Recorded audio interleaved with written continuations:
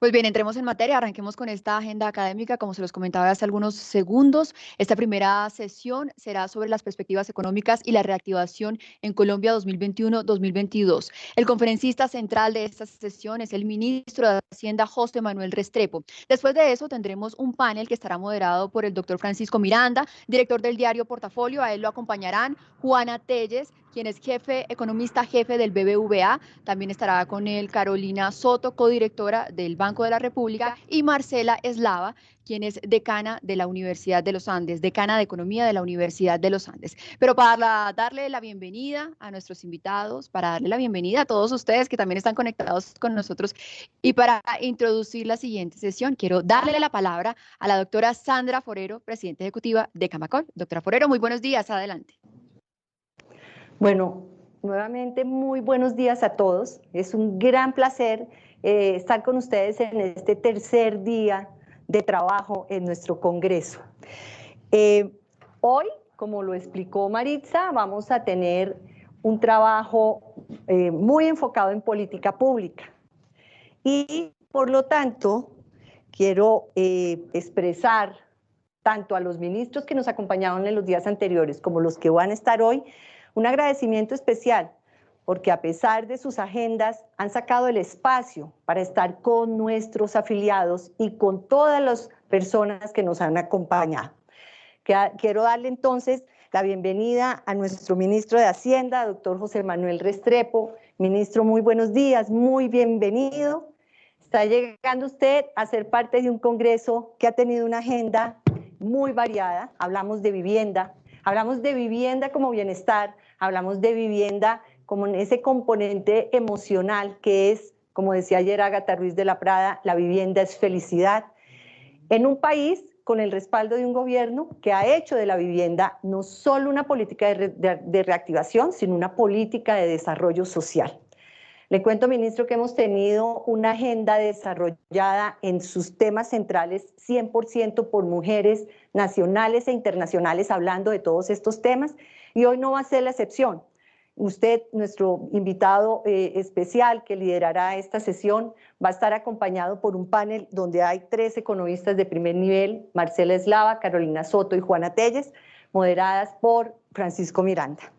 Decirle, ministro, que en esta bienvenida está usted acompañado y rodeado por los afiliados de la cadena de valor. Acá están los constructores, los industriales, el sector financiero, los comerciantes, cajas de compensación, y eso es básicamente 36 sectores que mueven el 54% del aparato productivo del país, que acompañamos sus propuestas, acompañamos las propuestas del gobierno y sobre todo seguimos jugados con la reactivación. Esta semana tuvimos la suerte de presentar cifras súper alentadoras en lo que va corrido de enero a julio, 130,000 unidades de vivienda comercializadas, pero algo muy importante, ministro, 100,000 iniciaciones, y eso es lo que mueve el empleo y lo que mueve la cadena. ¿Cómo vamos a terminar el año?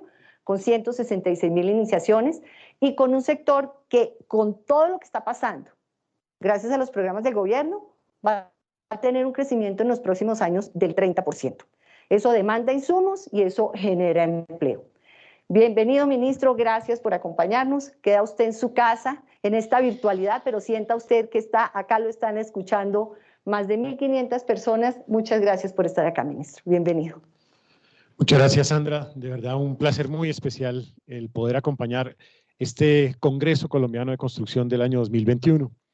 Un saludo también al doctor Carlos Arango, presidente del Consejo Directivo de Camacol, a sus vicepresidentes, el doctor Carlos Mario García y también el doctor Felipe Calderón. Un saludo cordial también a ellos y a todos y cada uno de los participantes de esta cadena productiva. Tú me has invitado a hacer algunas reflexiones sobre la reactivación. El presidente de la República señaló claramente que este año debía ser el año de la reactivación segura, de la reactivación sostenible. Y por eso un paso fundamental en esa dirección pues ha sido el avance que hemos venido teniendo en vacunación masiva, que es quizá un detonante de esa reactivación segura y sostenible. Pero quiero reivindicar, en primer lugar, el hecho y el valor de estar aquí reunido con un sector empresarial de esta dimensión tan importante para la reactivación. Porque tú lo has dicho.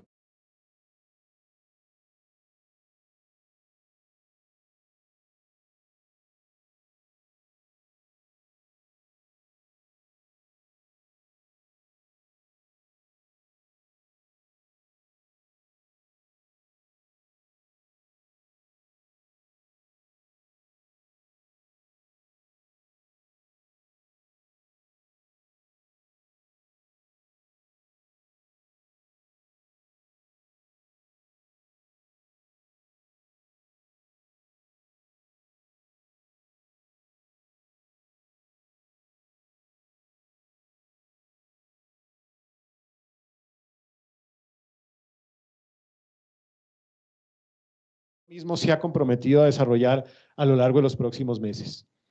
Es por eso que tiene valor e importancia en el marco de esta discusión el papel que hoy en día juega y jugará Camacol y los gremios, el gremio de la construcción en general, en lo que viene a continuación. Y sí, porque ha sido una apuesta de país, una apuesta de gobierno.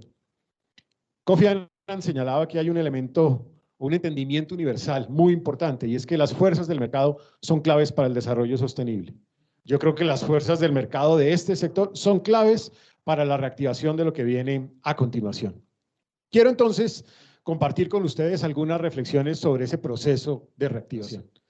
Y creo que el proceso de reactivación y hablar de esa reactivación sostenible arranca primero por reconocer el contexto. Porque sí, la pandemia nos dejó heridas y nos dejó cicatrices, cicatrices profundas. Esas cicatrices profundas que evidentemente pues, nos han afectado en varios frentes. Pero la pandemia mismo también no nos ha quitado la memoria. Y yo recuerdo diciembre del 2019, cuando Colombia venía teniendo una tasa de crecimiento una de las más altas en la región para toda América Latina en el diciembre del 2019. Recuerdo también cuando Colombia venía con un resultado de un orden de déficit fiscal el mejor en 7 años, que Colombia tenía un superávit fiscal primario también muy destacable, que Colombia venía logrando incluso estabilizar la deuda pública al orden del 50% del Producto Interno Bruto, que veníamos teniendo sectores con una dinámica de crecimiento a tal punto que en enero y febrero del año 2020 nosotros estábamos teniendo una tasa de crecimiento superior al 4%. Y en ese momento, justo en ese momento, después de lo que en aquel momento se hablaba sobre la perspectiva muy positiva de la economía, llega una pandemia. Llega un enemigo invisible, difícil, complejo, que nos plantea retos y desafíos gigantescos. Esa pandemia llega y claramente nos deja unos costos. Una caída de 6.8%, que sigue siendo igual, inferior al promedio de América Latina y de otros países de América Latina que cayeron en una tasa superior a la nuestra. Esa pandemia nos deja también una herida profunda en términos de pobreza. Nosotros crecimos la pobreza extrema del 9 al 15%. Eso es significativo. Y crecimos la pobreza monetaria del orden del 35 al 42%. Con un agravante adicional, apreciados amigos, y es que ese impacto de la pobreza fue mucho mayor en los deciles más vulnerables, en los deciles más pobres de la sociedad, incluso con una duplicación respecto al impacto que eso tenía en los deciles más altos, por una razón, y es que este es un país que ha tenido históricamente un alto nivel de informalidad, y para quien vive en la informalidad, enfrentar una pandemia, un cierre de actividad productiva, supone necesariamente que el ingreso con el cual se satisface la necesidad básica de ese día, pues no se logra. Eso tiene un impacto en términos de pobreza extrema y de pobreza monetaria. Quiere decir que también se afectan los niveles de equidad. Y también se genera un impacto en materia de empleo.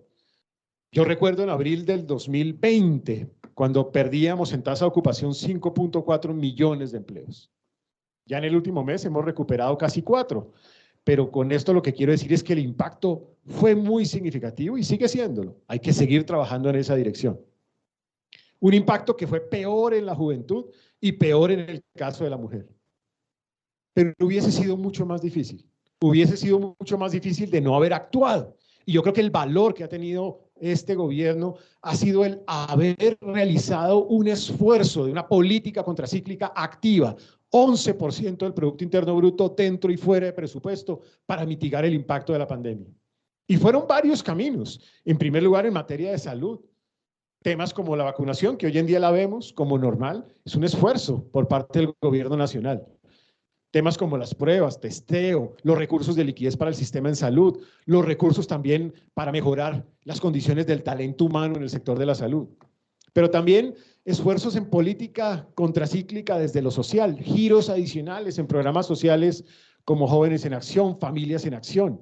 Esfuerzos también para diseñar un nuevo programa que se creó muy rápidamente, el programa Ingreso Solidario, que hoy llega aproximadamente a casi 14 millones de colombianos, lo cual no es menor, con una renta básica adicional de emergencia que permite atender necesidades básicas. Y también esfuerzos que iban en la dirección de cuidar el empleo, subsidio a la nómina, subsidio a la prima, esfuerzos también como las líneas de garantía en crédito de hasta el 90%, líneas de crédito subsidiadas, subsidios en servicios públicos.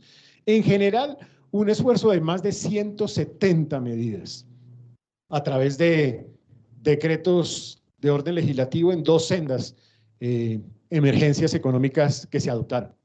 Y todo esto tuvo un impacto, y tuvo un impacto positivo, en el sentido de que la pobreza, que se estimaba iba a saltar del 9 al 19%, pobreza extrema, no se dio. Tampoco se dio un crecimiento como se estimaba de casi un 40% en la pobreza monetaria. Como ya lo dije, recuperamos 4 millones de empleos después de haber perdido 5.4 millones de empleos. Todavía tenemos naturalmente temas pendientes. Y la tasa de crecimiento fue del 6,8 caída, pero se esperaba por parte del Fondo Monetario Internacional una caída de más del 8%. Y otros hablaban de otras caídas incluso significativas. Así que, naturalmente, la pandemia nos ha dejado heridas, nos ha dejado cicatrices. La pandemia tuvo que ser mitigada con una política contracíclica muy importante. Pero esa política contracíclica tiene un costo, y esa pandemia tiene un costo. Y el costo es que, naturalmente, cuando a uno se le reducen los ingresos porque no hay actividad productiva en la misma forma, o cuando uno eleva los gastos para atender las necesidades de la pandemia, o cuando hay un efecto indirecto por la caída del Producto Interno Bruto, pues eso tiene impacto primero en el déficit fiscal. Y después de haber tenido, sí, esa cifra, esa mejor cifra en 8 años de déficit fiscal del 2,5%, sí, efectivamente se llega a una déficit fiscal del orden del 7.8%, más de 3 veces lo que teníamos en el año inmediatamente anterior. Y también eso implica un incremento en el nivel de deuda pública. De haber logrado esa estabilización en el 50%, pues eso implicó un tránsito hacia el 65%, 15 puntos porcentuales, que es alto sin duda alguna. Menor que lo que sucedió en otros países. En Estados Unidos fue 19 puntos porcentuales, Reino Unido fue 18. Pero claro, nosotros somos un país que tiene la condición de ser de ingreso medio y nuestro margen de maniobra para situaciones como esa, en aumento de deuda pública, pues es bastante más limitado. Así que hoy en día estamos enfrentando un desafío de sostenibilidad en varias dimensiones, del cual no nos podemos eximir ni el gobierno ni el sector privado. Y ahí es donde un gremio como este puede jugar un papel protagónico, y va a jugar un papel protagónico. Lo primero es la sostenibilidad desde lo social.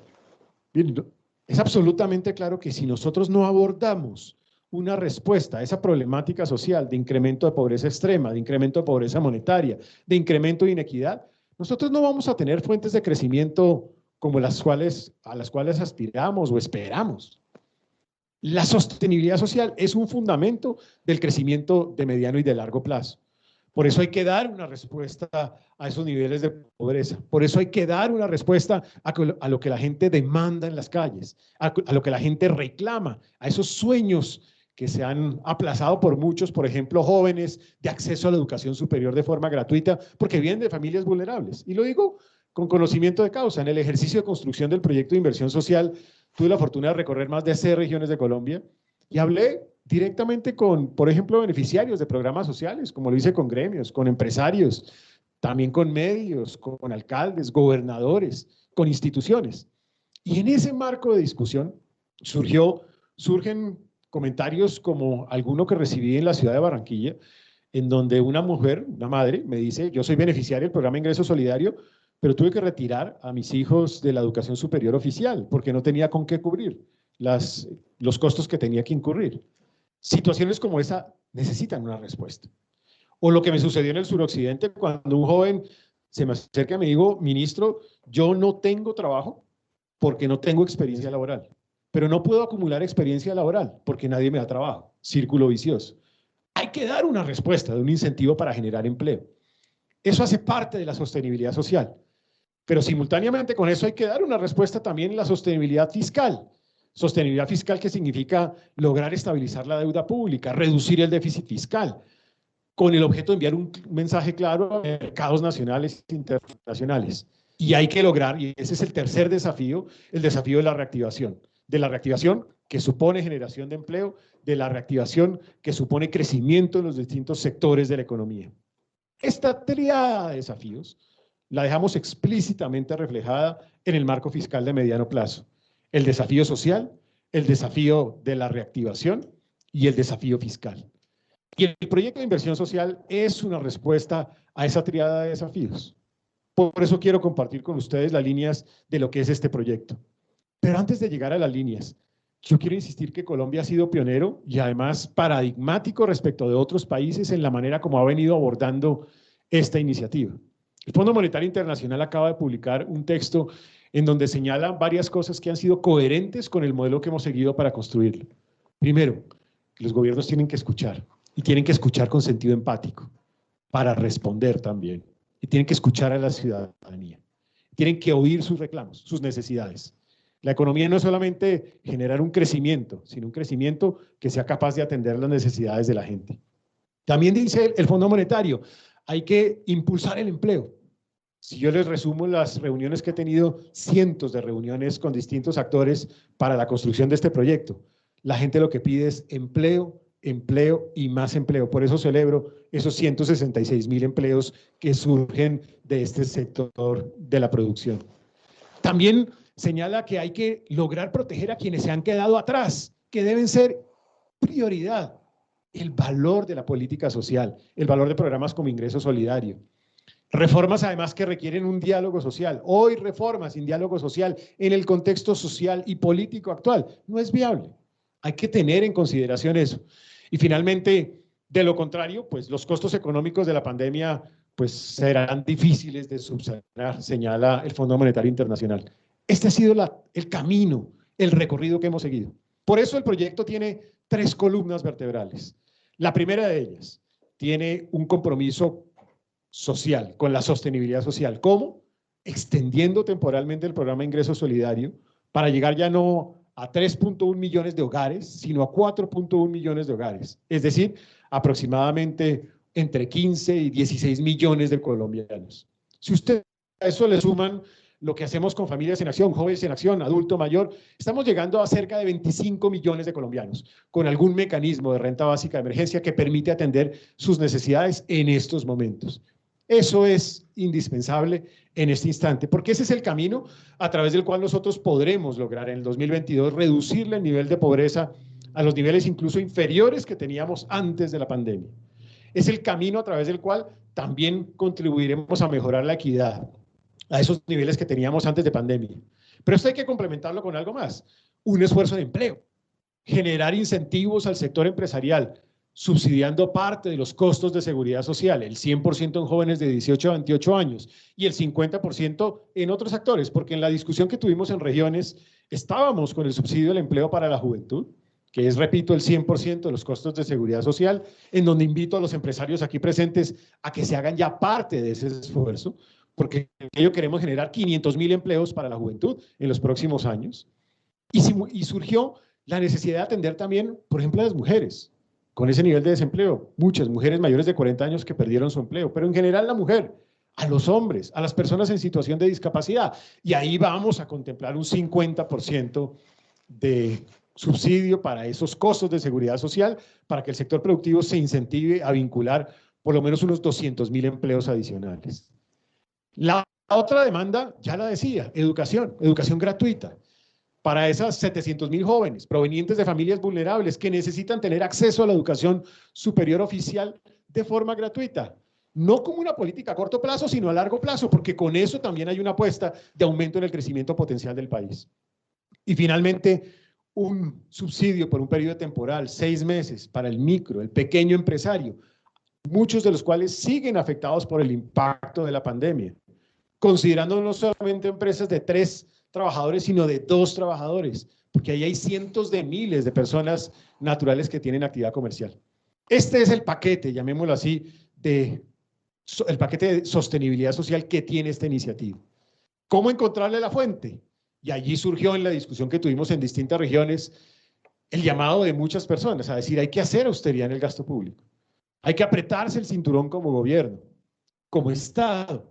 Aquí se contempla un esfuerzo definido de hasta 1.9 billones de pesos en gastos que nos permitan, por la vía de la austeridad, dar una contribución a esta iniciativa.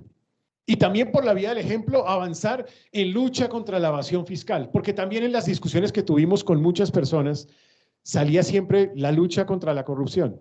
Y aquí hay que llamarla a las cosas por su nombre. La evasión fiscal es una expresión de corrupción. Y en este tema de evasión fiscal, estamos hablando de recoger cerca de 2.7 billones adicionales. Muchos dicen, no, eso es mucho dinero, eso no se va a lograr. Simplemente los hechos son tosudos y la realidad es inocultable. 2017, nosotros recogimos en lucha contra la evasión y contrabando 7 billones de pesos. En el año siguiente, 2018, cerca de 9 billones de pesos. Luego, 9.6 billones de pesos. En un año de pandemia, recogimos 13 billones de pesos. Y en este año, al mes de julio, hemos recogido en lucha contra la evasión y el contrabando, al mes de julio, cerca de 9.6 billones de pesos. Muy seguramente vamos a recoger 16 billones de pesos. Eso significa que se puede lograr. Es que estamos hablando de que la corrupción por este frente es el 4% del Producto Interno Bruto. Pero eso se hace con acciones concretas. Se ha venido haciendo con temas como la definición de paraísos fiscales, el control de deducciones, el control en entidades sin ánimo de lucro, algunas de las cuales se han mal utilizado para este propósito, entre otras medidas, cláusula antiabuso, entre otras medidas. Esta propuesta contempla nuevas medidas. Primero, algo que ya está en marcha, y es el esfuerzo de lo que se ha denominado la facturación compulsiva, es decir, que tenemos que llegar con ese modelo, ese borrador de declaración a las personas, a esos potenciales evasores. Lo estamos haciendo en general con la sociedad. Los aquí presentes recibimos digamos, ese modelo de declaración sugerida y lo recibimos 4.1 millones de colombianos. 160.000 lo recibieron en el IVA, muchos de los cuales no estaban tributando, 160.000 nuevos contribuyentes de IVA. Pero el paso siguiente es avanzar a que esa declaración venga ya con el RUT para ese potencial evasor, porque la DIAN va a tener atribución para poder expedir ese RUT y por lo tanto enviar la facturación de renta. Y en tercer lugar, esa declaración de renta se convierte en una factura, lo que significa que se puede cobrar por procesos ejecutivos. Hoy la recolección de ese recurso o de ese potencial recurso con el cual le llegamos al evasor se demora 5 a 8 años, ahora se va a demorar 6 a 8 meses, esa es la diferencia de ser un proceso ejecutivo. Y va a haber también un esfuerzo en registro de beneficiarios finales para identificar quién está detrás de las personas jurídicas, para evitar esas operaciones yo con yo, tener un registro. Y vamos a fortalecer el sistema de factura electrónica. El sistema de factura electrónica va a crecer en documentos, en operaciones, en transacciones. Ya arrancamos esta semana con este esfuerzo de nómina electrónica. ¿Y con esto qué queremos? Hacer un esfuerzo de lucha contra la evasión fiscal a fondo. El siguiente paso era encontrar otras fuentes de recursos y ahí es donde surgió el sentido solidario, el sentido de grandeza expresado por los sectores empresariales, aquí presentes, ausentes, en general el sector empresarial, en el diálogo con dirigentes gremiales e incluso con empresarios. Es decir, vamos también a encontrar otra fuente en este momento posible, sin afectar a la clase media, sin afectar a las clases vulnerables, sin en general afectar a las personas naturales. Y ese camino fue el camino de desmontar parte de los beneficios de la Ley de Crecimiento del 2019. Por ejemplo, uno de ellos era el hecho de no avanzar al 100% de descuento de ICA en renta, pero lo dejamos en el 50% de descuento, que es mejor a lo que teníamos en el 18% que era una deducción, no un descuento. El hecho también de no hacer la reducción en el impuesto de renta en personas jurídicas, que llegaría hasta el 30% y establecer una tarifa corporativa al 35%. Con una característica, y es que el valor, la tasa efectiva de impuesto de renta comparado 2018 con la nueva realidad, es decir, con la nueva reforma, esta nueva sigue siendo inferior a la que teníamos en el 2018. Esto simplemente para señalar que a pesar de la decisión de establecer estos cambios, de todas maneras hay una reducción respecto a lo que teníamos en el 2018, con un elemento adicional, y es lograr un equilibrio competitivo, es decir, no afectar a las personas naturales o a los inversionistas para tratar de lograr un equilibrio competitivo con esta tarifa corporativa que se estableció. De esta manera, recogemos el resto, el 31% por lucha contra la evasión y austeridad en gasto público, el 69% por esta vía, incluye también un componente de una sobretasa al sector financiero, dialogada con el sector financiero, temporal hasta el año 2025. Y con esto tenemos la segunda columna vertebral de esta iniciativa. ¿Cuál es la tercera? La tercera es enviar un mensaje de sostenibilidad en las finanzas públicas. Y esto se logra con la regla fiscal. Retomamos la regla fiscal, le damos fuerza al comité de regla fiscal, más independencia técnica, más capacidad de comunicación con el Congreso de la República, por ejemplo, y con la sociedad en general. Permitimos también tener unos mecanismos de escape definidos, basados en buenas prácticas del Fondo Monetario Internacional, que hoy los tenemos a medias en el actual diseño de regla fiscal, a tal punto que tuvimos la dificultad que tuvimos en este año 2021, en el año 2020, cuando tuvimos la pandemia. Y también estamos incorporando un camino automático de corrección, pero con un elemento adicional, que Colombia lo implementa desde esta reforma que no lo tenía de antes. Antes veíamos el déficit fiscal bajando y la deuda subiendo. Hoy en día vamos a establecer un compromiso de deuda pública respecto del PIB tope, de tal manera que hay un compromiso de llegar, de no superar ese valor de deuda pública. Y también simultáneamente con esto, y con los esfuerzos de generación de rentas permanentes y teniendo en consideración la sostenibilidad social, nosotros estaríamos reduciendo el déficit fiscal para llegar gradualmente y ordenadamente, para llegar a un superávit fiscal primario, la relación entre ingresos y gastos del Estado sin incluir intereses positiva entre el 2024 y el 2025, y una reducción en el nivel de deuda pública al orden del 61-62% del Producto Interno Bruto. Eso significa que un ajuste que permite reducir el déficit fiscal de forma gradual y ordenada, que permite estabilizar el comportamiento de deuda pública, que retoma el superávit fiscal primario, que es coherente con la sostenibilidad social, que responde a las necesidades sociales y que no ahorca la reactivación, porque también nosotros estamos en un momento donde no podemos ahorcar esta reactivación. Ese es el compromiso que tenemos por delante. Pero la sostenibilidad incluye otros elementos. La sostenibilidad incluye también sostenibilidad en lo empresarial, y allí el gobierno nacional ha venido emprendiendo temas como la política de economía circular, como las denominadas empresas de beneficio de interés colectivo, triple cuenta, donde ya somos el país que aporta el 10% de empresas B del mundo en este momento, como la estrategia integral que es el cambio climático, que hemos trabajado incluso de la mano de Camacol, y ahí lo digo en mi condición de exministro. La sostenibilidad ambiental, donde hay el compromiso de esta revolución energética que está haciendo Colombia, de haber transitado de 40 megavatios, por ejemplo, al inicio de gobierno, en energías renovables no convencionales, a tener en este año cerrando con más de 250 y el próximo año 2.500 megavatios, 12% de la producción de energía de este país en energía renovable no convencional. El esfuerzo también de avanzar en mecanismos para que Colombia logre esa reducción de 51% en gases de efecto invernadero, que logre ser carbono neutral en el año 2050. Y allí Hacienda viene contribuyendo de distintas maneras. Quiero particularmente enfatizar en algunos elementos, por ejemplo, en la gestión de APPs. En la gestión de APPs tenemos un compromiso, y eso se relaciona con obra pública, un compromiso de sostenibilidad a ese modelo. Un compromiso también en el financiamiento verde.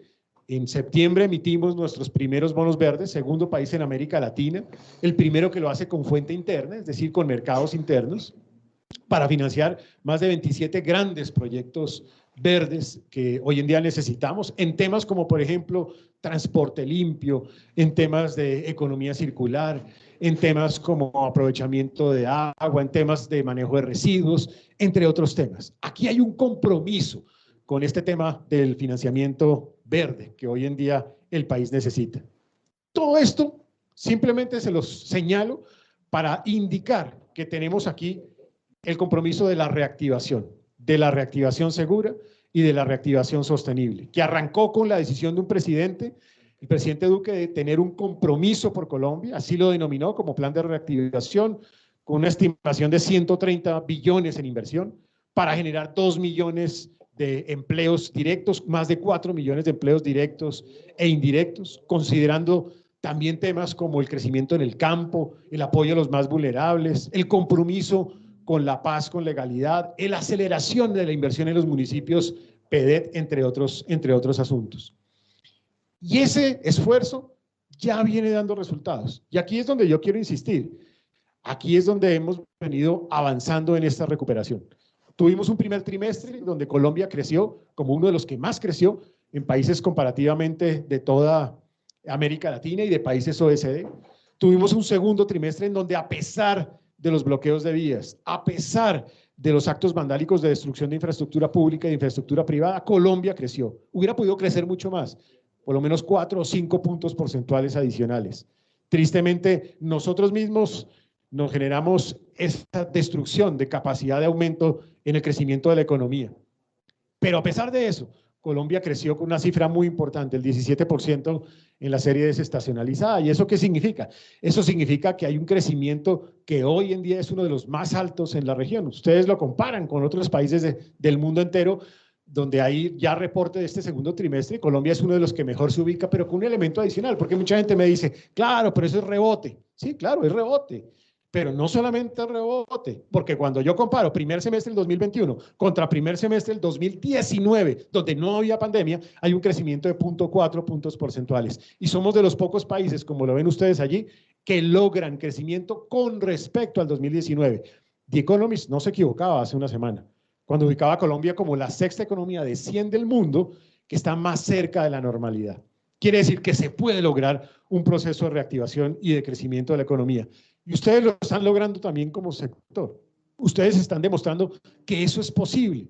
Y ya lo decía yo, no solo desde la perspectiva de la demanda. La demanda sí crece al 38%, pero la oferta también está creciendo. Y ahí lo ven también en las edificaciones, con un avance importante, especialmente en edificaciones residenciales.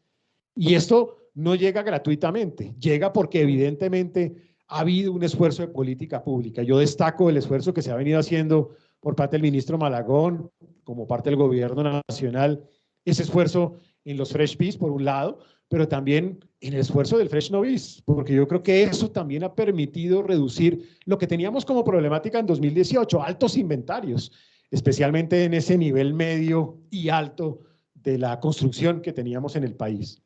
Luego, aquí lo que hay es una perspectiva positiva, la perspectiva positiva de que con estos esfuerzos de política pública, con este proyecto de inversión social, con la estrategia de compromiso por Colombia, tenemos la perspectiva de que podemos seguir creciendo hacia adelante. Yo creo que ese tiene que ser el trabajo muy importante y tenemos que hacerlo además de la mano de otros sectores productivos. Ustedes son una cadena que jalona en un 50%, por ejemplo, sectores industriales. Y se nota en esa gráfica que la están viendo quienes están participando en este evento. Son sectores que jalonan cadenas productivas de otros lados.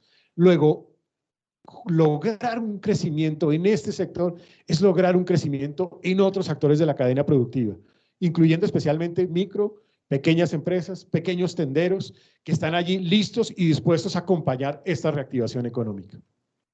Pero quiero simplemente cerrar diciéndoles que esta reactivación sostenible, este aumento del Producto Interno Bruto, que seguramente se va a dar, yo estoy convencido que seguramente estaremos, como lo han señalado muchos otros actores, logrando ese 6% de crecimiento para este año. Muchos hablan de más. Yo quiero ser prudente, quiero establecer esa tasa de crecimiento por ahora del 6% para este año 2021. Muchos otros están hablando del 7%, del 8%. ¿Será esa una sorpresa positiva en lo que viene a continuación? Pero mis queridos empresarios y todos los dirigentes aquí que hacen parte de Camacol, este Ministerio de Hacienda, este gobierno entiende que el tema no es solamente un aumento del PIB, el tema no es solamente el manejo de la inflación o el manejo de tasa de cambio o el manejo de tasas de interés. El crecimiento al cual estamos aspirando, tiene que tener en consideración lo que es verdaderamente importante, el ciudadano, la gente, el colombiano. Y el colombiano lo que está pidiendo es empleo. Luego, este crecimiento tiene que venir atado a generación de empleo y más empleo. Ojalá fueran más de 166.000 empleos que se pudiesen generar con este proceso de reactivación en el sector de la construcción y que lo mismo sucediese en otros sectores de la economía. El esfuerzo sobre el cual estamos caminando es por la gente, entendiendo que la reactivación económica sostenible tiene que tener en consideración lo social, el que está sufriendo, el vulnerable, y también aquel que está demandando esas posibilidades de acceso al mercado laboral. De eso se trata un crecimiento sostenible y de eso se trata el propósito de reactivación en el cual estamos embarcados con este proyecto de inversión social. Si nosotros logramos un mundo en el que todos importen y en el que todos ganen, estaremos construyendo un modelo económico más consciente, más sostenible, que tiene ese propósito superior, trabajar por la gente, que tiene además líderes conscientes como ustedes, como empresarios comprometidos con este esfuerzo, que tiene una cultura de grandeza, como lo ha expresado el sector empresarial al contribuir a este proyecto de inversión social, una cultura solidaria y que tiene sobre todo un trabajo en equipo. El trabajo en equipo que supone un esfuerzo entre el gobierno nacional y el sector productivo, en este caso la construcción.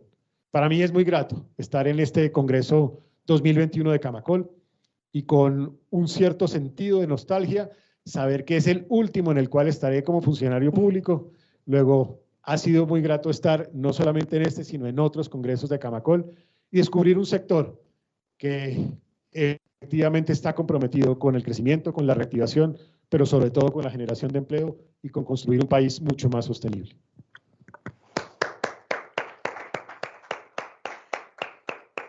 Ministro, muchas gracias. Déjeme 2 minutos para un par de reflexiones. La primera, decirle, hacemos parte de Compromiso por Colombia. Sabemos el origen de lo que quiere el presidente Duque y de lo que quiere su gabinete en Compromiso por Colombia y estamos jugados. Nuestro compromiso con la generación de empleo es permanente. Es la lucha y el trabajo de todos los días del gremio y de nuestro tejido empresarial acá representado por el presidente de la Junta. Estamos jugados por el empleo. Segundo, decirle, ministro, que conocemos perfectamente y se lo quiero agradecer desde lo personal, desde lo gremial, desde nuestros empresarios, el apoyo que hemos tenido de usted en todo este gobierno, como ministro de Comercio y ahora como ministro de Hacienda. Sabemos que contamos con usted, pero paso a la tercera, ministro. Quiero decirle que el gobierno nacional y usted liderando la ley de inversión social, esa tríada de desafíos que usted presentó, quiero decirle que desde Camacol, desde todos nuestros afiliados, de esta cadena de industriales, constructores, sector financiero que representamos y todo el resto, apoyamos rotundamente el proyecto de ley de inversión social. Nos unimos a esa tríada de desafíos desde lo social, desde la sostenibilidad de las finanzas públicas, y esa tríada de desafíos la vamos a acompañar en estas discusiones que se inician. Se lo hemos expresado al señor presidente, hoy públicamente en el Congreso de Camacol se lo queremos expresar a usted y hacemos parte de ese empresariado que sabíamos que tocaba poner para sacar adelante esta necesidad de país. Entonces, ministro, desde Camacol cuente usted con el respaldo, con el apoyo a la ley de inversión social. Vamos a estar al lado del gobierno y le agradecemos enormemente por algo que usted además lo reiteró varias veces, la vivienda social y el cambio de escala en producción de vivienda, el hecho que más colombianos accedan a vivienda es gracias a una apuesta del gobierno nacional, que como empresariado vamos a seguir apoyando y vamos a llevar al territorio construyendo viviendas de calidad. Gracias, querido ministro. Gracias.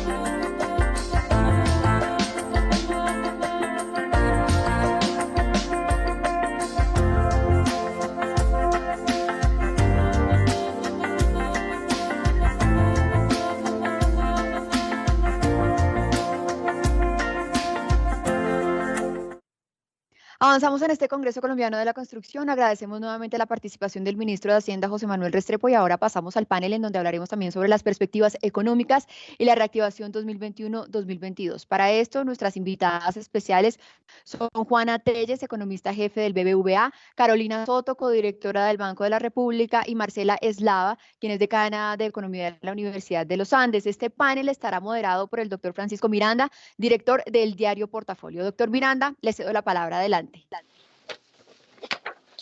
Hola, buenos días a todos. Soy Francisco Miranda, director de Diario Portafolio, y me complace mucho participar en esta interesante sesión del Congreso Colombiano de la Construcción de Camacol 2021. Gracias a la doctora Sandra Forero por su amable invitación. Estamos en la sesión de Perspectivas Económicas y Reactivación 2021-2022 y me acompañan tres de las economistas más destacadas del país, las doctoras Juana Telles, economista jefe del BBVA, Carolina Soto, codirectora del Banco de la República, y Marcela Eslava, decana de la Facultad de Economía de la Universidad de los Andes, y con ella vamos a hacer un recorrido por distintos aspectos de lo que viene para la economía colombiana, qué está sucediendo hoy y qué viene. ¿Qué perspectivas tenemos sectoriales, también de la construcción, del empleo, macroeconómicas, y qué mejor guía para lo que viene para los próximos años en la economía colombiana, especialmente para finales del 20 y el 22, que estas tres destacadas economistas del país. Entremos entonces en materia. Le doy la bienvenida a mis panelistas, doctora Juana Telles, doctora Carolina Soto y doctora Marcela Eslava. Buenos días. Buenos días, Francisco. Buenos días, Francisco. Buenos días, Francisco. Es un gusto estar aquí.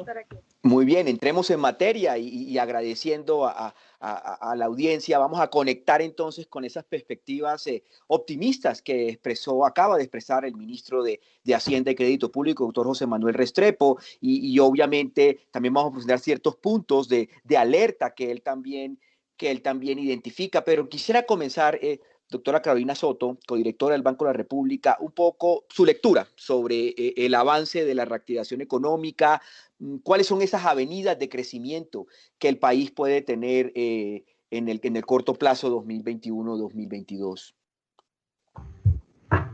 Bueno, Francisco, muchas gracias, te saludo, lo mismo a mis compañeras acá en el panel, un lujo compartir con ustedes este evento. También darle las gracias a la doctora Sandra Forero, presidenta ejecutiva de Camacol, por esta invitación.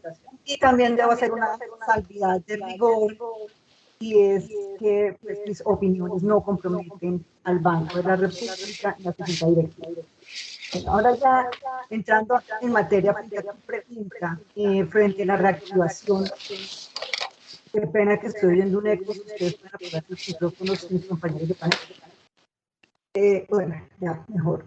Frente a la reactivación, como lo mencionó ya el ministro en su presentación, la economía colombiana ha mostrado una fortaleza superior a lo que anticipábamos. Desde el último trimestre del año pasado empezó a consolidarse la dinámica de recuperación y los resultados nos vinieron sorprendiendo al alza mes tras mes. Esto mismo ocurrió en el primer trimestre de este año, cuando tuvimos los datos del PIB. A pesar del rebrote de COVID que vimos en enero, los datos fueron superiores a lo esperado por el mercado, igual para los datos de la semana pasada, de esta semana del segundo trimestre del año. Los resultados superaron el pronóstico tanto de analistas como de mercado, y a pesar, como también lo mencionó el ministro, del paro que se extendió por mes y medio, de los bloqueos en las vías, de los bloqueos en el principal puerto de carga que es el de Buenaventura, y de los disturbios sociales. Entonces, desde finales del año pasado se ha venido consolidando una mejor tendencia de recuperación frente a los pronósticos que venían teniéndose, y hemos venido todas las entidades, el Banco de la República en primer lugar, pero también pues analistas y el mercado en general ajustando sus pronósticos de crecimiento tanto para este año como para el próximo. El dato que salió esta semana para el crecimiento del segundo trimestre de 17%, corrige en buena parte esa caída sustancial que vimos en el mismo periodo del año pasado, la caída de 15.7%. Esto fue en el peor momento de la crisis, cuando estábamos con las mayores afectaciones en materia de restricciones a la movilidad y a la actividad productiva. Y ahora vemos, un año después, que todos los sectores presentan por fin crecimientos positivos. Claro, aquí partimos de un efecto base importante después de tremenda caída. Ya todos están mostrando crecimientos positivos, pero vemos que hay como una heterogeneidad entre los sectores. Unos se recuperan a un mejor ritmo que otros, o unos que nunca cayeron, como fue el caso de la agricultura o de la información y comunicaciones, o las actividades financieras e inmobiliarias y el sector público, las actividades de administración pública, eso se mantuvieron. Otros sectores ya están mostrando niveles de producción similares a los que se tenían antes de la pandemia, como es el caso de la industria manufacturera o la electricidad, y el comercio casi que también llega a ese nivel. Y hay otros sectores que presentaron las mayores contracciones y que todavía registran pues, un rezago en su dinamismo, como son los sectores de minería y de construcción. Justamente en construcción vemos que viene de 5 trimestres consecutivos de contracción.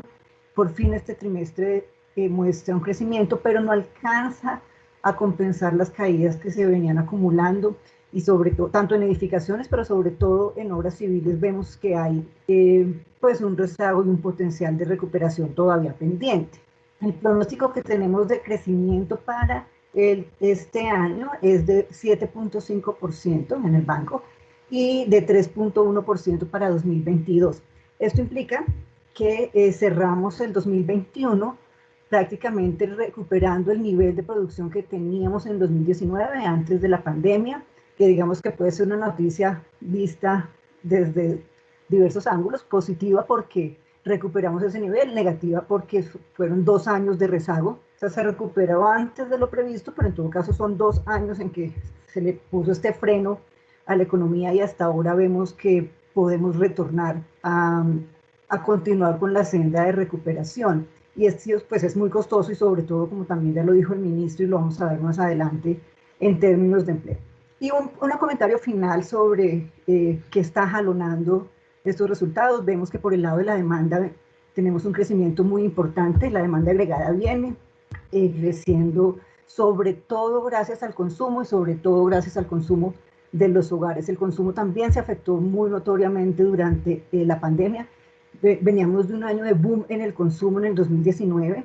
Nosotros veíamos los créditos de consumo creciendo de forma acelerada. En el 2020 con la pandemia se frena, pero rápidamente desde final de año vuelve a darse un crecimiento y una mejor dinámica en el consumo. Los hogares sobre todo han venido cambiando un poco la composición de su consumo, más orientado a los bienes durables y semidurables, que han tenido ya un crecimiento superior incluso a los niveles previos de la pandemia. Y el servicios también viene recuperándose. Un poco menos dinámica ha sido la recuperación de la inversión, de la formación bruta de capital fijo, que es como la miramos. Y aquí de nuevo, en materia de inversión en vivienda, vemos un rezago en la recuperación, de manera que el potencial es para que estos sectores continúen recuperándose. Las condiciones están dadas, y la perspectiva es que ya en 2022 comience a consolidarse esta recuperación.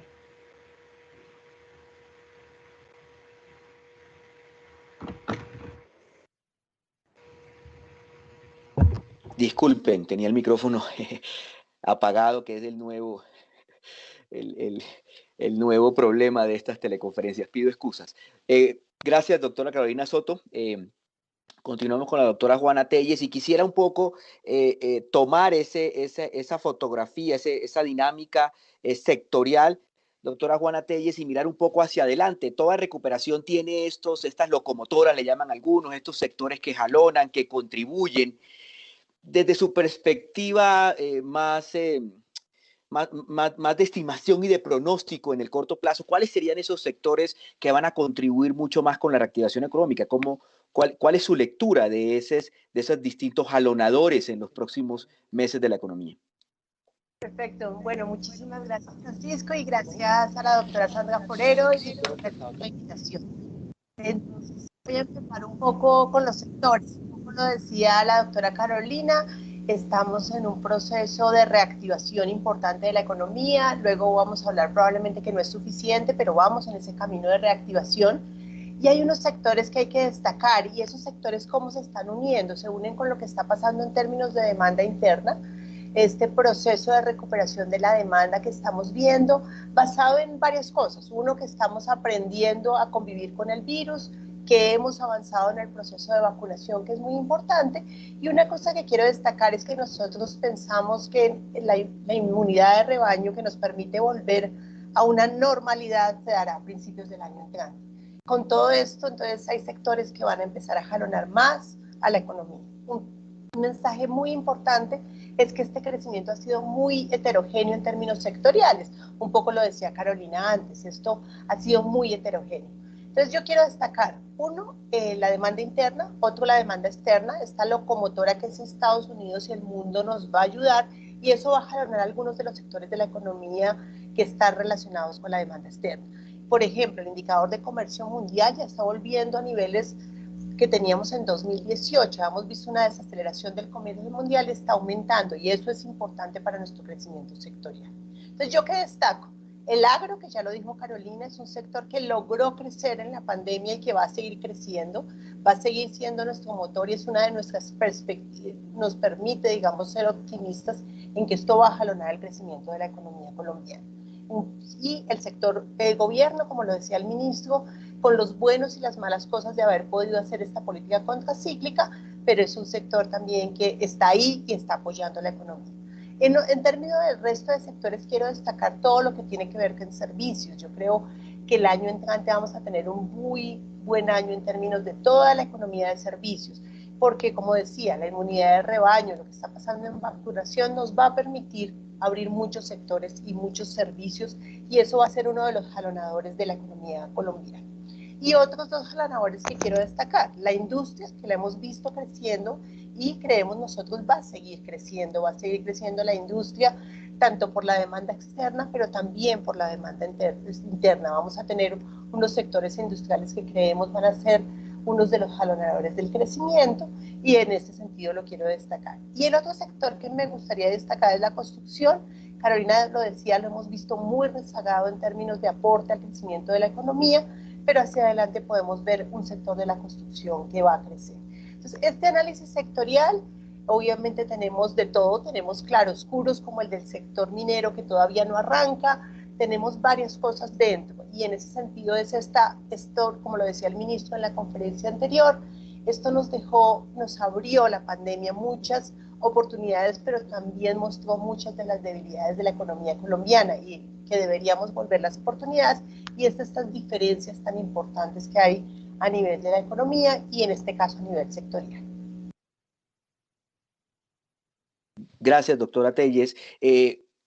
Cierro este primer bloque con la doctora Marcela Eslava, y la pregunta es puntual, y es, la economía es este tablero donde hay un botón rojo muy alto que es el del empleo. Inclusive el propio ministro hizo un balance entre lo que se ha ganado, pero igual lo que hace falta. ¿Cómo se prevé la dinámica del empleo, doctora Eslava, para los próximos años? ¿Qué retos tenemos en materia de emplear a más colombianos y emplearlos formalmente o con unas condiciones dignas de trabajo? Pues, Francisco, ese es justamente el frente en el que nos vamos a tener que enfocar de manera más importante. Tenemos, creo que hay un micrófono todavía prendido ahí, gracias. Tenemos por ahora una situación de empleo en la que vimos, luego de una recuperación relativamente dinámica en el segundo semestre del año pasado, lo que yo básicamente caracterizaría como un estancamiento con altibajos, un número de ocupados en el que nos sigue faltando en esencia 1,5 millones de personas relativo a donde empezamos la pandemia. También, además de ese 1,5 millones, hay más o menos otras 300,000 personas que no solamente no tienen empleo, sino están fuera de la actividad económica, es decir, ni siquiera están buscando un empleo. Y por otro lado, una brecha de género que sigue disparada. A mayo de 2021, mientras que para los hombres ya estábamos en el 95% del nivel de empleo de mayo del 2019, para las mujeres estábamos por debajo del 90%, en más o menos 89%. Parte de esto refleja que los ajustes fáciles ya se dieron. Buena parte del primer golpe fue por una serie de aperturas de licencias, periodos de vacaciones, golpes, no necesariamente en el empleo, sino también en los ingresos de personas que continuaron empleadas, pero no tenían, no, estaban o en licencia o en vacaciones, o personas a las que se les redujeron sus jornadas laborales y consecuentemente sus ingresos. Buena parte del golpe inicial al número de ocupados se dio en el empleo informal, y todos esos son frentes que de alguna manera tienen una recuperación más sencilla. Las licencias, las vacaciones, las horas de trabajo se recuperaron y se han mantenido en recuperación desde septiembre del año pasado. El empleo informal también se recuperó más o menos en septiembre, pero viene siguiendo su carácter cíclico usual. El gran reto, Francisco, está donde usted lo mencionó, en el empleo formal. Allí paramos en esencia en octubre del año pasado y estamos estáticos, no hay una recuperación mayor. Ese es un frente de recuperación de empleo que es incluso más importante porque es el que es compatible con proyectos de vida con mayores niveles de estabilidad, mayores niveles de ingreso para las personas y mayores niveles de cobertura de seguridad social y de manera muy importante asegurando ingresos para la vejez de esas personas. Pero al mismo tiempo que es un frente tan importante de recuperación, es un frente de recuperación más difícil porque requiere compromisos de parte de los empleadores que implican altos costos y altos costos que son inflexibles, difíciles de dejar o de ajustar si unos nuevos choques se vienen. Dado eso, pues le respondo su pregunta, ¿cómo se prevé? Se prevé, por un lado, con algún grado de esperanza, por las razones que mencionaban Carolina y Juana, tenemos una recuperación relativamente dinámica, aunque Juana ya lo anticipaba, con algunos riesgos todavía y todavía no completamente consolidada. Estamos otra vez como estábamos en el 2019 en términos de actividad económica. Eso quiere decir bien, pero perdimos 2 años, por el momento donde vamos, perdimos 2 años de crecimiento. Esa, digamos, dinámica nos da una esperanza, pero hay unos riesgos muy importantes. El primero, riesgo de retroceso en la recuperación. Yo veo en eso un riesgo muy notable en la potencial inestabilidad macroeconómica y nuestra necesidad de afianzar nuestras finanzas, tanto en lo público como en lo privado. Y, por supuesto, nuevos riesgos asociados a la pandemia y a la posibilidad de que volvamos a un escenario no solamente de pico, sino también de manejo unidimensional de la pandemia que vuelva a poner en segundo plano los ingresos de los hogares, la sostenibilidad del empleo. Y el otro riesgo muy importante es justamente el de que la formalidad se nos quede como la ovejita negra de la recuperación, no retorne y sobre todo no se vuelva mucho más dinámico. Sin cambios en el entorno que tenemos, sin cambios en el entorno regulatorio que tenemos, por ejemplo, va a ser muy difícil que tengamos esa recuperación de la formalidad. El riesgo es que tengamos una recuperación eventual del empleo jalonado por la informalidad o ni siquiera tengamos una recuperación del empleo y por tanto veamos un mayor deterioro de los niveles de protección social, de generación de tejido productivo, de generación de ingresos y que esto se vea particularmente con énfasis en las mujeres y en los jóvenes. Ese es como el panorama que yo veo por el momento y sin duda hablaremos en las otras preguntas de qué hacer con eso hacia adelante. Gracias, doctora Slava. Regresando otra vez a la doctora Carolina Soto y utilizando un poco esa perspectiva de la senda de crecimiento, ¿no? Hay un rango de crecimiento que dependiendo de las distintas entidades y organismos está entre 6 y 7 hasta 8 en el 2021 para la economía colombiana, un poquito menor en el 2022. Doctora Soto, ¿qué riesgos podría enfrentar la economía colombiana que puedan impedir o que dificulten que se llegue a esas tasas de crecimiento esperadas? Bueno, Francisco, pues ya Marcela básicamente se refirió a los riesgos que pueden estar afectando la dinámica del crecimiento económico para el próximo año. Pues voy a retomarlos, solo tengo como uno adicional, y es, en primer lugar, por supuesto, la incertidumbre que nos genera la pandemia. Si bien hemos logrado ya aprender a convivir con ella, sabemos que se vuelve más como un tema endémico que va a permanecer y que vamos a tener que aprender a controlar, y ya la economía y los hogares han empezado a ajustar sus comportamientos y sus dinámicas a convivir con el virus. No sabemos de pronto qué controles adicionales surjan, qué necesidades de nuevas restricciones puedan darse, atrasando o frenando la reapertura de la economía. Y no solamente en Colombia, donde también, como lo mencionó ya Juana, hemos visto un proceso muy avanzado y yo creo que exitoso en materia de vacunación, pero también en nuestros socios comerciales, donde también pueden darse frenos y afectar esta fuente de crecimiento que lo mencionaba también Juana, de la demanda externa y como jalonador de la actividad económica. Entonces, ese es un primer riesgo que veo, cómo evolucione la pandemia y cómo nos ajustemos o nos continuemos ajustando a convivir con ella. En segundo lugar, estaría, creo yo, el riesgo de que se nos dificulte el financiamiento, tanto interno como externo, que la percepción de riesgo de Colombia aumente, que se suba la prima de riesgo, como ya ha venido pasando con la caída del grado de inversión, y esto puede darse por distintas razones. ¿Sí?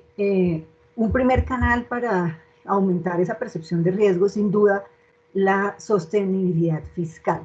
Que no tengamos un ajuste pronto, que no logremos una senda de ajuste fiscal creíble y sostenible, que la deuda pública se nos siga disparando. Entonces, ese frente de riesgo fiscal pues es latente. Ahorita, como lo explicó el ministro, viene pues esta aprobación de la reforma tributaria en el Congreso, que apunta en la línea adecuada, apunta a un ajuste, pero probablemente se requieran nuevas modificaciones al régimen tributario el próximo año, como el mismo marco fiscal lo contempla. Entonces es una fuente de incertidumbre y que genera también presiones en materia del déficit de cuenta corriente, genera más necesidad de financiamiento externo, un desbalance externo mayor, y por lo tanto es otro factor de riesgo. Y en este frente depende también un tercer factor, y es cómo evolucionen las condiciones financieras internacionales. Si tenemos un déficit de cuenta corriente elevado, como ha sido la tradición en Colombia, pero un acceso amplio a los mercados internacionales en condiciones favorables, como ha sido lo que ha ocurrido en los últimos meses, en los últimos año y medio, cuando todos los bancos centrales de los países desarrollados cuentan con unas políticas monetarias expansivas, con unas tasas de interés muy bajas, donde hay liquidez internacional, donde es fácil financiarse, pues no hay tanto problema. Pero si tenemos un déficit en cuenta corriente elevado y las condiciones de financiamiento internacional empiezan a ajustarse, si se da un incremento en las tasas de interés internacionales de forma anticipada, lo que denominamos nosotros la normalización de la política monetaria, entonces se vuelve más difícil obtener esos recursos, encareciendo pues el financiamiento no solo del sector público, sino también del sector privado. Entonces esa es otra fuente de incertidumbre. Y creería que adicionalmente tenemos también pues la problemática social, que se generen nuevamente disturbios, protestas que afecten pues la correcta evolución de la actividad económica y que nuevamente generen un freno para la consolidación de la recuperación. Yo diría que esos serían como los principales riesgos que estoy viendo hacia adelante. Muchas gracias, doctora Carolina Soto, codirectora del Banco de la República. Vamos a continuar con el panel. Tengo entendido, doctora Soto, que debe marcharse en unos cuantos minutos. Le agradezco muchísimo habernos acompañado en este panel de perspectivas económicas y reactivación 2020 y 2022.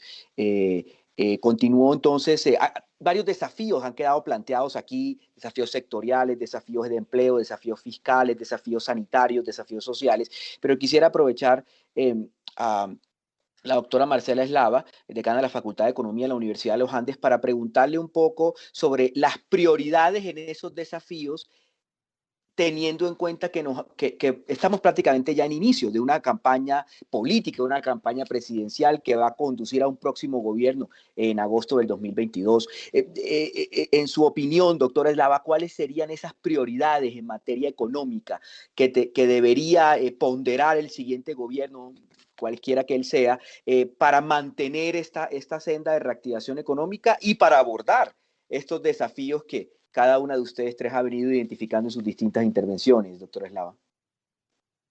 Pues Francisco, más allá de los frentes que ya mencionamos, creo que atrás está prendido un micrófono.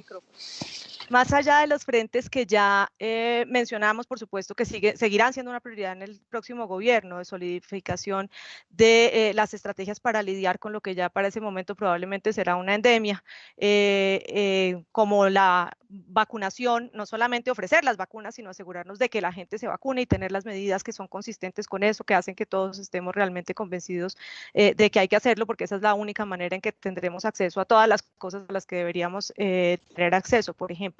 Y de manejos de nuevos picos que ya seguirán surgiendo, pero ojalá con gente vacunada solamente en términos de contagios y no en términos de muertes y de hospitalizaciones.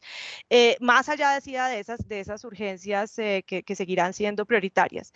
Yo creo que lo más importante que tiene que hacer el próximo gobierno es convocarnos a los colombianos, que es algo de lo que estamos muy lejanos hoy en día, siento yo, como nación.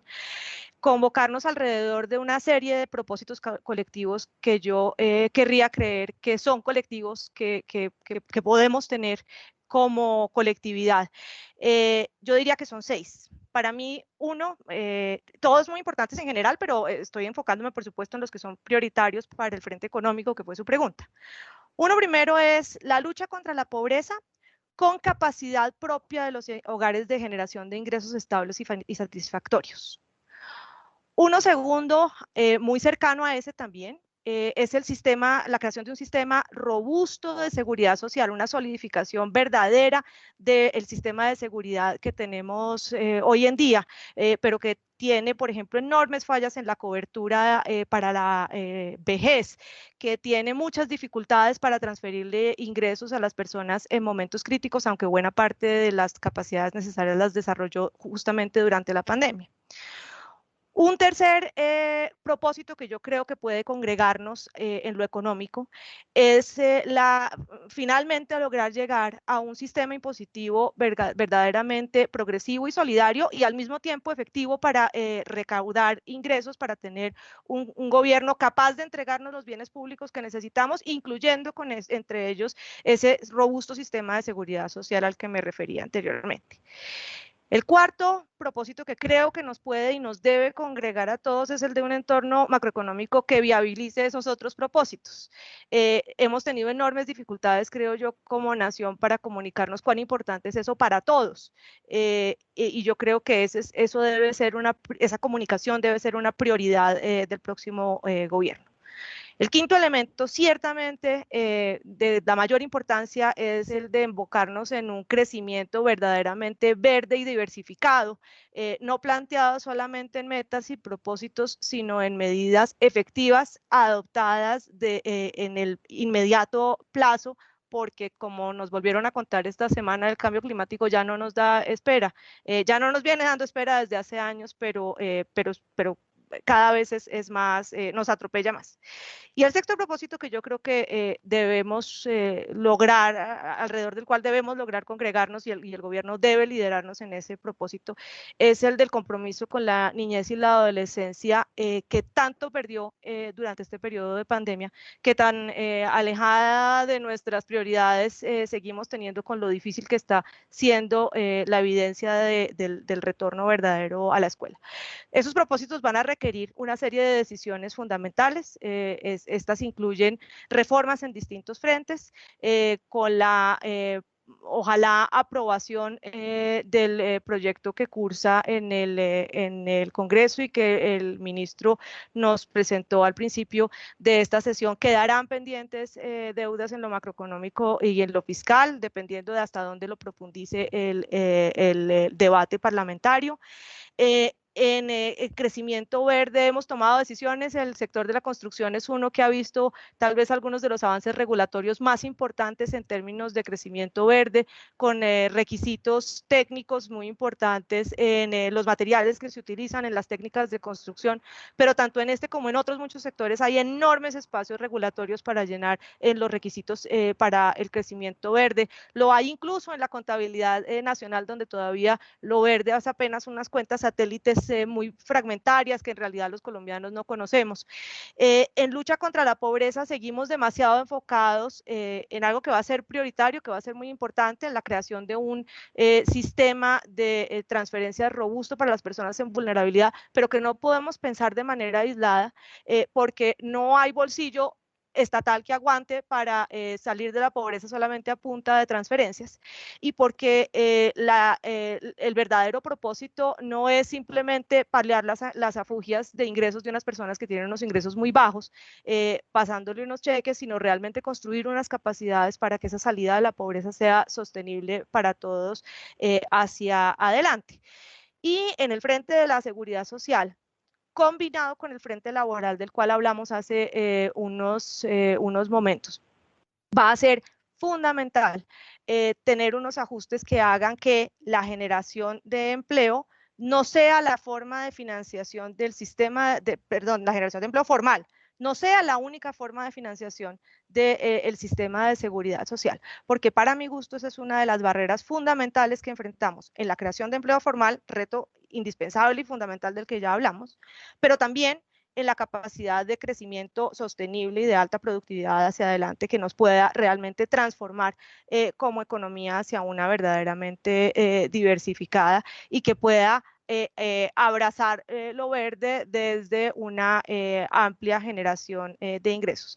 Así es que hay una enorme cantidad de retos en reformas de amplio calado en que necesita meterse este país para ojalá poder convocarnos alrededor de esos 6 propósitos que mencioné.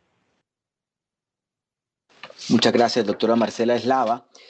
Quisiera terminar esta ronda con la doctora Juana Telles y pues nos escuchan, estamos en un congreso, en el Congreso Colombiano de Construcción, nos escucha dirigentes, empresarios, no solo de la construcción como tal, sino toda esa cadena de valor que lo acompaña.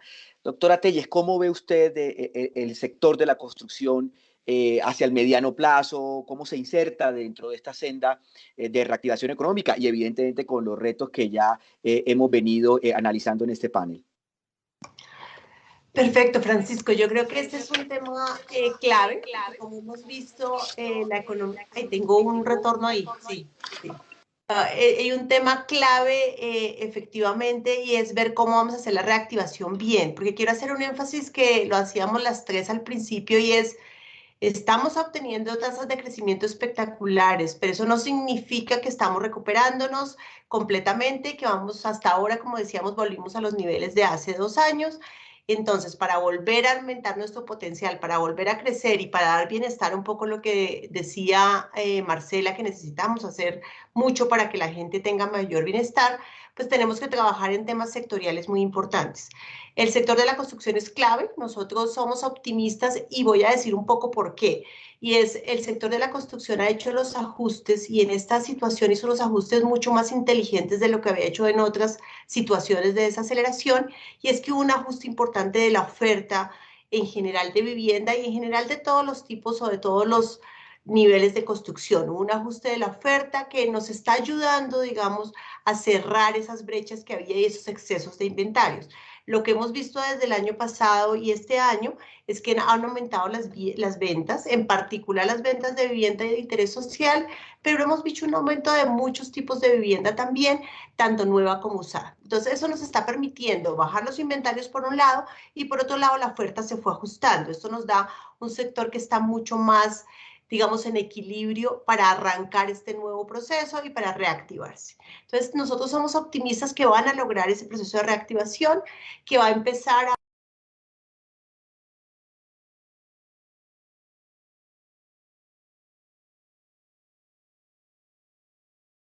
Vamos a ver todo lo que tiene que ver con vivienda, sobre todo de vivienda de interés social y de clases medias, y mucho más adelante vamos a ver para viviendas de estratos más elevados. Entonces esto va a ser como en 2 velocidades, como decía. Los otros destinos, lo que tiene que ver con locales, oficinas, todo esto va a ir mucho más lento. Nosotros lo estamos viendo arrancando más hasta final del 2022. Entonces es como va un poco más lento todavía. Hay muchas más dudas de cómo va a ser la nueva normalidad para este tipo de destinos de construcción y por eso lo vemos un poco más lento. Entonces es un sector que de caer casi el 2% en el 2019, luego caer 26% en el 2021. Este año crecería un 13% y el año entrante un 8%. Entonces la inversión se va a ir ajustando a la mano de esto, sobre todo la inversión de vivienda, y vamos a ver qué logra, digamos, la inversión de vivienda llegar a sus niveles que tenía precrisis más hacia finales del año entrante, pero en otros destinos nos vamos a demorar mucho más en llegar, en otros destinos de construcción, a los niveles que teníamos precrisis. Quiero hacer como tres cosas o tres posibles riesgos o cosas que tenemos que estar muy atentos. Aquí tenemos, por fortuna, a la doctora Carolina, porque hay un tema muy importante en el tema de construcción y es un aumento del precio de los insumos de construcción, que es una cosa que tenemos que estar viendo muy de cerca. Esto no, digamos, hemos visto aumentos superiores al aumento del precio de la vivienda y además aumentos superiores al precio, a la inflación en general. Eso por ahora, como vemos, no se está transmitiendo a precios, pero ahí hay una discusión es muy importante ver cuándo va a llegar el momento en que esto se transmita a precios de vivienda, pero adicionalmente cuándo se va a transmitir o cómo se va a afectar, cómo van a afectar los márgenes de las constructoras que nos están escuchando. Eso va a ser complicado porque es un aumento de precios del sector a nivel internacional muy importante y a nivel local también. Entonces yo diría que en eso hay que tener cuidado. Y otro tema de este sector que es muy importante es qué va a pasar con los planes de ordenamiento territorial, qué está pasando en Bogotá, en otras ciudades, porque eso tiene muchas cosas dentro, obviamente los planes, pero un tema muy importante del plan de ordenamiento territorial es el costo del suelo. ¿Cómo va a ir subiendo o no subiendo el costo del suelo? ¿El costo del suelo va a presionar los precios de la vivienda y de otros destinos o no? Entonces ese es otro tema que está pendiente ahí en el ambiente. Y el otro tema de política pública es subsidios. Los subsidios que tenemos sobre todo a la vivienda de interés social, a la vivienda de interés prioritario, esos subsidios están ahí, pero probablemente no son suficientes. Entonces hay que pensar bien qué pasa y cómo vamos a construir la política de vivienda hacia adelante. Ahora ustedes van a tener al ministro Malagón hablando de estos temas, pero lo que hemos visto es que este aumento tan importante de las ventas de vivienda de interés social, tenemos que ver qué parte se está dando para compra de viviendas de personas que necesitan el subsidio y familias que necesitan el subsidio y cuáles no. Entonces yo cerraría con eso. Es un sector con muchas perspectivas positivas, pero que efectivamente tiene también unos riesgos ahí, unas cosas que debemos ir trabajando y estar pendientes cómo evolucionan en los próximos años. Muchas gracias y con esta completa visión sectorial de la construcción, desafortunadamente debemos despedirnos agradeciendo a las tres panelistas, a la doctora Juana Telles, doctora Carolina Soto, doctora Marcela Eslava. Muchas gracias por hacernos esta navegación sobre las razones para el optimismo, pero también los riesgos y los puntos de agenda hacia adelante que debemos atender, no solo sectorialmente en la construcción, sino también en el empleo, en la macroeconomía. Y con esta intervención, pues doy por finalizado este panel que nos correspondió en el Congreso Colombiano de la Construcción 2021, Vivienda como Fuente de Bienestar, Perspectivas Económicas y Reactivación 2021. Les agradezco mucho a nuestras panelistas, agradezco mucho la audiencia de todos ustedes y también a Camacol por permitir este interesante espacio de discusión. Muchas gracias y que tengan todos un buen día.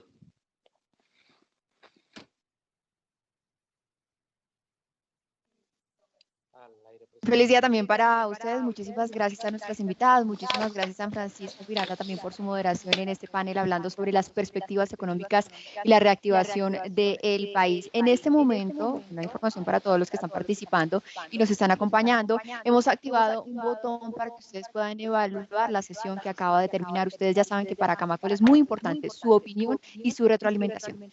Aprovechamos este intermedio para presentarles algunos mensajes comerciales de nuestros patrocinadores.